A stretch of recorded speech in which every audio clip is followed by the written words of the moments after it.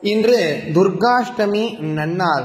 நம்முடைய கஷ்டங்கள் அனைத்தும் நீங்கவும், மனதில் உள்ள பிரார்த்தனைகள் ஆசைகள் அனைத்தும் நிறைவேறவும் நாம் இன்றைய தினம் கேட்க வேண்டிய துர்கா சப்தசதி ஸ்தோத்திரத்தை தான் இப்ப நம்ம பாராயணம் செய்ய போறோம். மிகவும் ரகசியமாக தந்திரோக்தத்தில் கூறப்பட்டதாக அமைந்துள்ளது. பல பேர் அறியாத ஸ்தோத்திரங்கள். கட்டாயம் இன்றைய தினம் கேட்க வேண்டியது. துர்கா லட்சுமி சரஸ்வதி ஸ்வரூபமாக இருக்கக்கூடிய துர்கா தேவியை போற்றக்கூடிய வேதத்தில் உள்ள ராத்திரி சூக்தத்தையும் சேர்த்து பாராயணமானது பண்ணலாம். முதல்ல தந்திரோக்த தேவி சூக்தத்தையும், அதன் பிறகு துர்கா சப்தசதி ஸ்தோத்திரத்தையும் பாராயணமானது செய்யலாம். தந்திரோக்த தேவி சூக்தம். நமோ தேவ்யை மகாதேவ்யை சிவாயை சததம் நமः. நமः பிரகிருத்யை பத்ராயை நியதாः பிரணதாஸ்மதாம். ரௌத்ராயை நமோ நித்யாயை கௌர்யை தாத்ர்யை நமோ நமः. ஜோத்ஸ்னாயை சேந்துரூபிண்யை சுகாயை சததம் நமः. கல்யாண்யை பிரணதாமிருத்யை சித்யை குர்மோ நமோ நமः. நைருத்யை பூபிருதாம் லக்ஷ்யை சர்வாண்யை தே நமோ நமः. துர்காயை துர்கபாராயை சாராயை சர்வகாரிண்யை ख्यात्यै तथैव कृष्णायै धूम्रायै सततं नमः. अतिसौम्यातिरौद्रायै नतास्तस्यै नमो नमः. नमो जगत्प्रतिष्ठायै देव्यै कृत्यै नमो नमः. या देवी सर्वभूतेषु विष्णुमायेति शब्दिता. नमस्तस्यै नमस्तस्यै नमस्तस्यै नमो नमः. या देवी सर्वभूतेषु चेतनेत्यभिधीयते. नमस्तस्यै नमस्तस्यै नमस्तस्यै नमो नमः. या देवी सर्वभूतेषु बुद्धिरूपेण संस्थिता. नमस्तस्यै नमस्तस्यै नमस्तस्यै नमो नमः. या देवी सर्वभूतेषु निद्रारूपेण संस्थिता. नमस्तस्यै नमस्तस्यै नमस्तस्यै नमो नमः. या देवी सर्वभूतेषु क्षुधारूपेण संस्थिता. नमस्तस्यै नमस्तस्यै नमस्तस्यै नमो नमः. या देवी सर्वभूतेषु छायारूपेण संस्थिता. नमस्तस्यै नमस्तस्यै नमस्तस्यै नमो नमः. या देवी सर्वभूतेषु शक्तिरूपेण संस्थिता. नमस्तस्यै नमस्तस्यै नमस्तस्यै नमो नमः. या देवी सर्वभूतेषु तृष्णारूपेण संस्थिता. नमस्तस्यै नमस्तस्यै नमस्तस्यै नमो नमः. या देवी सर्वभूतेषु क्षान्तिरूपेण संस्थिता. नमस्तस्यै नमस्तस्यै नमस्तस्यै नमो नमः. या देवी सर्वभूतेषु जातिरूपेण संस्थिता. नमस्तस्यै नमस्तस्यै नमस्तस्यै नमो नमः. या देवी सर्वभूतेषु लज्जारूपेण संस्थिता. नमस्तस्यै नमस्तस्यै नमस्तस्यै नमो नमः. या देवी सर्वभूतेषु शान्तिरूपेण संस्थिता. नमस्तस्यै नमस्तस्यै नमस्तस्यै नमो नमः. या देवी सर्वभूतेषु श्रद्धारूपेण संस्थिता. नमस्तस्यै नमस्तस्यै नमस्तस्यै नमो नमः. या देवी सर्वभूतेषु कान्तिरूपेण संस्थिता. नमस्तस्यै नमस्तस्यै नमस्तस्यै नमो नमः. या देवी सर्वभूतेषु लक्ष्मीरूपेण संस्थिता. नमस्तस्यै नमस्तस्यै नमस्तस्यै नमो नमः. या देवी सर्वभूतेषु वृत्तिरूपेण संस्थिता. नमस्तस्यै नमस्तस्यै नमस्तस्यै नमो नमः. या देवी सर्वभूतेषु स्मृतिरूपेण संस्थिता. नमस्तस्यै नमस्तस्यै नमस्तस्यै नमो नमः. या देवी सर्वभूतेषु दयारूपेण संस्थिता. नमस्तस्यै नमस्तस्यै नमस्तस्यै नमो नमः। या देवी सर्वभूतेषु तुष्टिरूपेण संस्थिता नमस्तस्यै नमस्तस्यै नमस्तस्यै नमो नमः। या देवी सर्वभूतेषु मातृरूपेण संस्थिता नमस्तस्यै नमस्तस्यै नमस्तस्यै नमो नमः। या देवी सर्वभूतेषु भ्रान्तिरूपेण संस्थिता नमस्तस्यै नमस्तस्यै नमस्तस्यै नमो नमः। इन्द्रियाणाम् अधिष्ठात्री भूतानां चाखिलेषु या भूतेषु सततं तस्यै व्याप्त्यै देव्यै नमो नमः। चितिरूपेण या कृत्स्नम् एतत् व्याप्य स्थिता जगत् नमस्तस्यै नमस्तस्यै नमस्तस्यै नमो नमः। स्तुतासुरैः पूर्वमभीष्टसंश्रयात् तथा सुरेन्द्रेण दिनेषु सेविता करोतु सा नः शुभहेतुरीश्वरी शुभानि भद्राण्यभिहन्तु चापदः। या साम्प्रतं चोद्धतदैत्यतापितैः अस्माभिरीशा च सुरैर्नमस्यते या च स्मृता तत्क्षणमेव हन्ति न सर्वापदो भक्तिविनम्रमूर्तिभिः। वैकृतिकरहस्यम् ऋषिरुवाच त्रिगुणा तामसी देवी सात्विकी या त्रिधोदिता सा शर्वा चण्डिका दुर्गा भद्रा भगवतीर्यते योगनिद्रा हरेरुक्ता महाकाली तमोगुणा मधुकैटभनाशार्तं यां तुष्टा वाम्बुजासनः दशवक्त्रा दशभुजा दशपादाञ्जनप्रभा विशालया राजमाना त्रिंशल्लोचनमालया स्फुरद्दशनदंष्ट्रासा भीमरूपापि भूमिप रूपसौभाग्यकान्तीनां सा प्रतिष्ठा मगाश्रिया खड्गबाणगदाशूलशङ्खचक्रतुण्डिभृत् परिघं कार्मुकं शीर्षं निश्चोदद्रुदिदं ददौ एषा सा वैष्णवी माया महाकाली दुरत्यया आराधिता वशीकुर्यात् पूजा कर्तुश्चराचरम् सर्वदेव शरीरेभ्यो याविर्भूतामितप्रभा त्रिगुणा सा मगालक्ष्मी साक्षान्महिषमर्दिनी श्वेतानना नीलभुजा सुश्वेतस्तनमण्डला रक्तमद्या रक्तपादा नीलजङ्गोरुन्मदा सुचित्रजगना चित्रमाल्याम्बरविभूषणा चित्रानुलेपना कान्ति रूपसौभाग्यशालिनी अष्टादशभुजा पूज्या सा सहस्रभुजा सती आयुधान्यत्र वक्ष्यन्ते दक्षिणाधः करक्रमात् अक्षमाला च कमलं भाणोऽसि कुशिलं गदा चक्रं त्रिशूलं परशुगो शङ्को घण्टा च पाशकः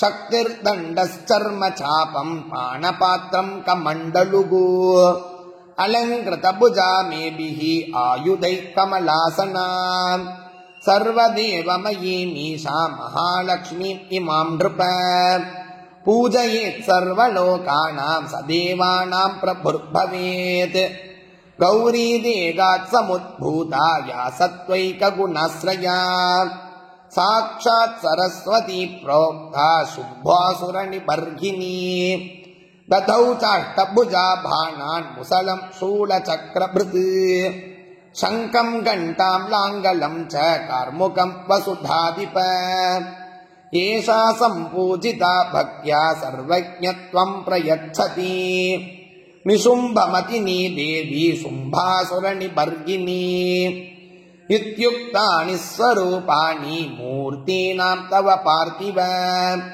उपासनं जगन्मातुगो पृथगासां निशामय महालक्ष्मीर्यदा पूज्या महाकाली सरस्वती दक्षिणोत्तरयोः पूज्ये पृष्ठतो मिथुनत्रयम् विरञ्चिस्वरया मध्ये रुद्रो गौर्या च दक्षिणे वामे लक्ष्या ऋषिकेशः पुरतो देवतात्रयम् अष्टादशभुजा मध्ये वामे चास्या दशानना दक्षिणेष्टभुजा लक्ष्मी महतीति समर्थयेत् अष्टादशभुजा चैषा यदा पूज्या नराधिप दशानना चाष्टभुजा दक्षिणोत्तरयोस्तदा कालमृत्यौ च सम्पूज्यौ सर्वारिष्टप्रशान्तये यदा चाष्टभुजा पूज्या शुम्भासुरनिबर्हिणी नवास्या शक्तयः पूज्या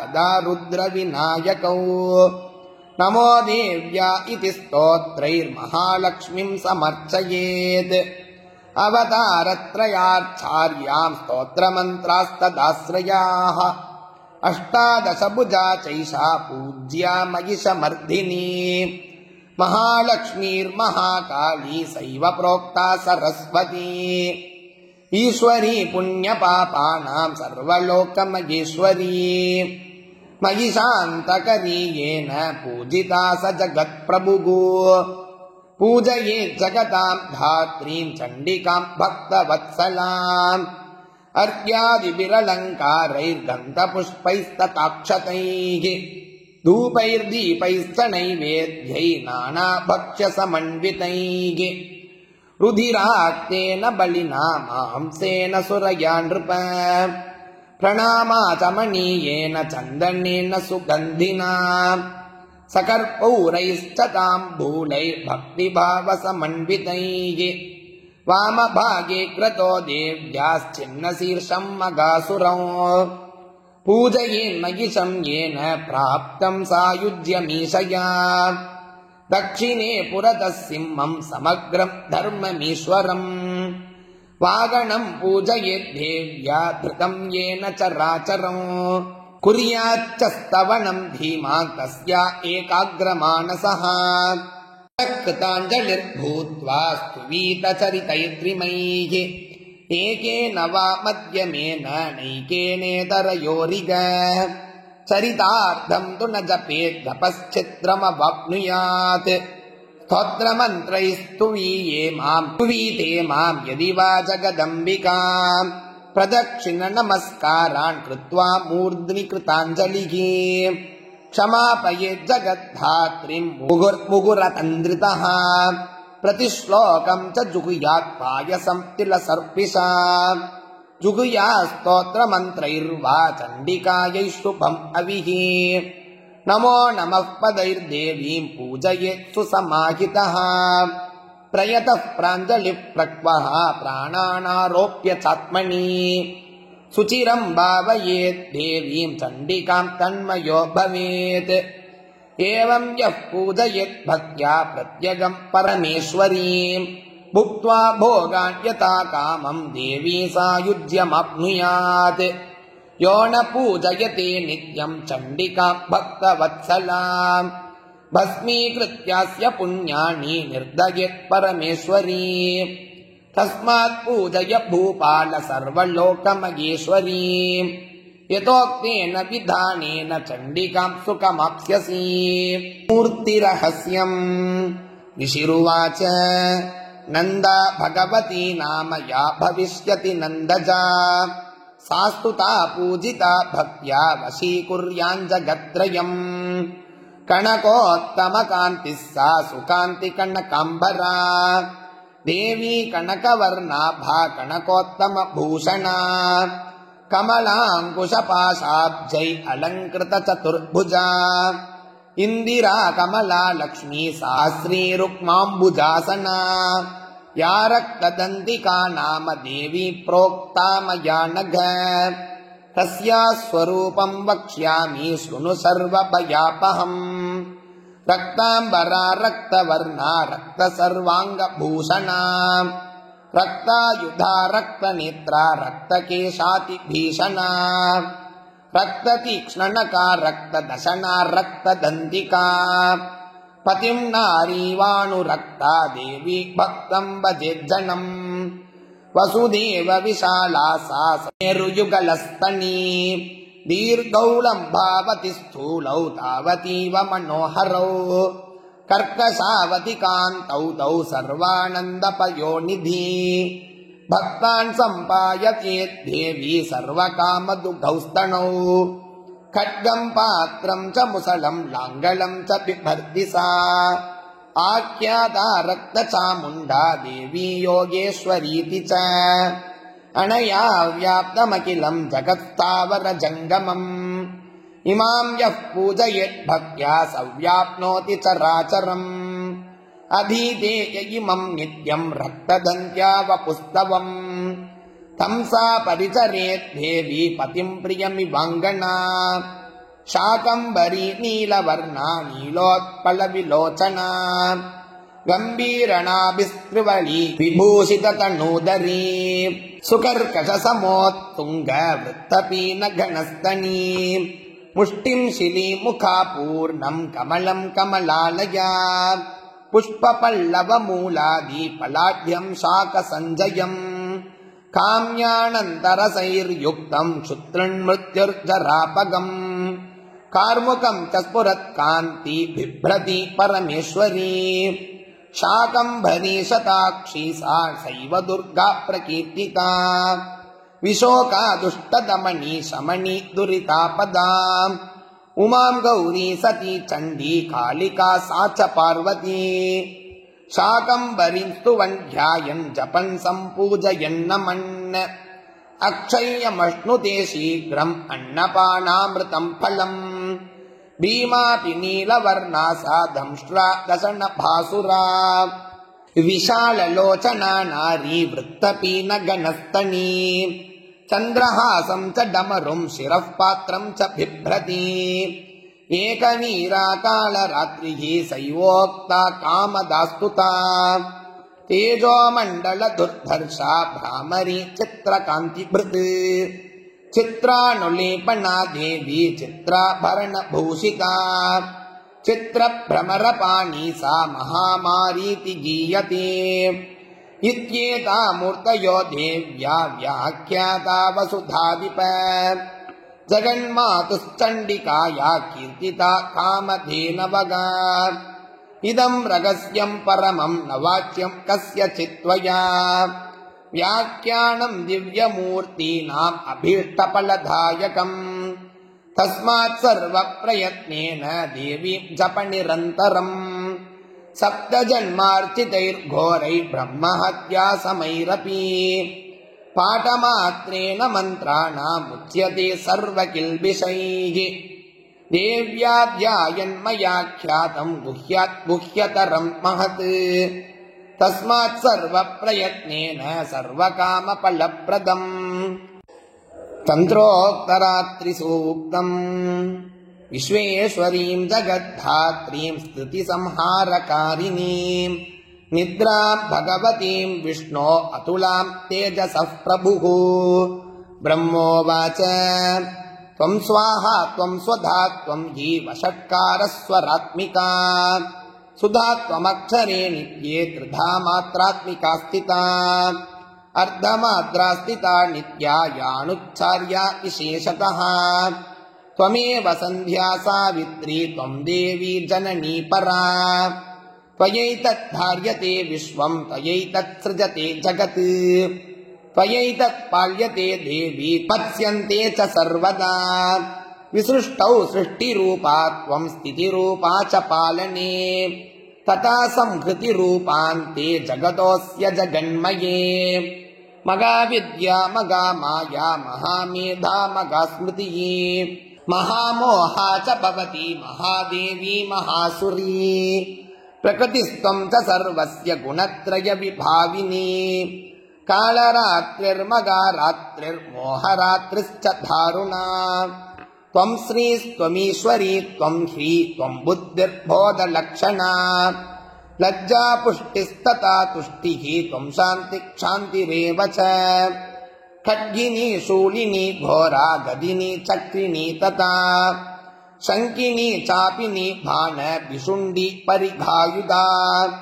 सौम्या सौम्यतरा शेष सौम्येभ्यस्त्वति सुन्दरी परापराणां परमा त्वमेव परमेश्वरी यच्च किञ्चित् क्वचित् वस्तु सदसत्याखिलात्मिका तस्य सर्वस्य या शक्तिः सा त्वं किं स्तूयसे तदा यया त्वया जगत् स्रष्टा जगत्पात्यत्ति यो जगत् सोऽपि निद्रावशं नीतः कस्त्वां स्तोतुम् इहेश्वरः विष्णुः शरीरगगनम् अहमीशान एव च कारितास्ते यतो तस्मात् स्तोतुम् शक्तिमान् भवेत् सात्वमित्तं प्रभावैस्वैरुधारै देवि संस्तुता मोहयितो दुरादर्शा वसुरौ मधुकैटभौ प्रबोधं न जगत्स्वामी नीयताम् अच्युतो लघु बोधश्च क्रियताम् अस्य अन्तुमेतौ मगासुरौ. ரொம்ப அற்புதமான கேட்கவே முடியாத பல பேர் அறியாத ரகசியமான ஸ்தோத்திரங்களை உங்களுக்காக இடம் தரப்பட்டிருக்கு. தெரியாத பல பேருக்கு பகிருங்கள், அவர்களும் பயனட்டும் கூறி நாளைக்கு இன்னொரு பதிவோடு சந்திக்கலாம். ஜெய் ஜெய்சங்கர், ஹர ஹர சங்கர், மகாபிரிவா போற்றி.